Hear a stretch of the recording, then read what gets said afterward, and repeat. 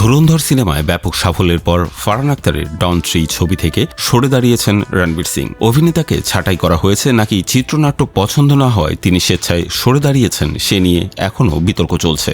এ অবস্থায় মাঝপথে সিনেমার কাজ থেমে যাওয়ায় রণবীর সিং এর থেকে মোটা অঙ্কের ক্ষতিপূরণ দাবি করেছিলেন ফারহান আখতার। আর ফারহান রণবীরের এই দ্বন্দ্ব নাকি এমন পর্যায়ে পৌঁছেছে যে মধ্যস্থতা করতে মাঠে নেমেছেন আমির খান। জানা গেছে সম্প্রতি আমির খানের বান্দ্রার বাংলোয় এক সান্ধ্যকালীন বৈঠক হয়।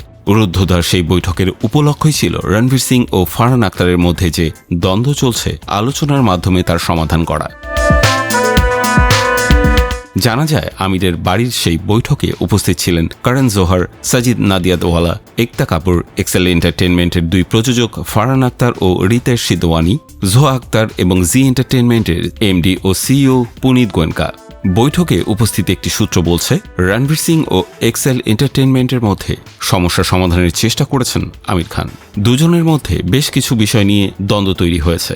আমিরের বাড়িতে সেটাই আলোচনা হলো, যদিও এই সমস্যা এখনই মিটবে কিনা তা নিয়ে ধোঁয়াশা রয়েছে। ফারহানের প্রযোজনা সংস্থার দাবি বছরখানেক আগে অভিনেতার সবুজ সংকেত দেওয়ার পরই ডন 3 ছবির প্রি প্রোডাকশনের কাজ শুরু করেছিলেন তারা। এমনকি ধুরন্ধরের কাজ শেষ হওয়ার পরই ফারহানের ব্লকবাস্টার ফ্রাঞ্চাইজির 3য় সিনেমাটি শুটিং শুরু হওয়ার কথা ছিল।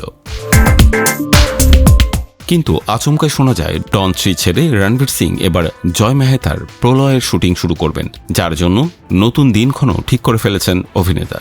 রণবীর নাকি একাধিকবার চিত্রনাট্য পরিবর্তন করিয়েছেন, কিন্তু পরবর্তী সময়ে চূড়ান্ত খসড়া দেখেও তার পছন্দ হয়নি। এরপর ডন 3 থেকে সরে দাঁড়ান তিনি। এই পরিপ্রেক্ষিতে রণবীর সিং এর কাছ থেকে 40 কোটি রুপি ক্ষতিপূরণ চেয়ে বসেছেন ফারহান, রিতেশ।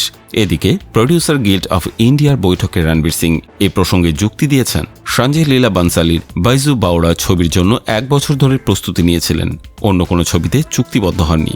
অনেক প্রস্তাব ফিরিয়েছিলেন, কিন্তু পরবর্তীকালে সেই ছবির কাজ বন্ধ হয়ে যায়। সেক্ষেত্রে দীর্ঘ সময় সেই ছবিতে ব্যয় করার পরও বানসালির থেকে কোনো ক্ষতিপূরণ দাবি করেননি, তাই এক্ষেত্রেও ক্ষতিপূরণ দেওয়ার দায় তার নয়।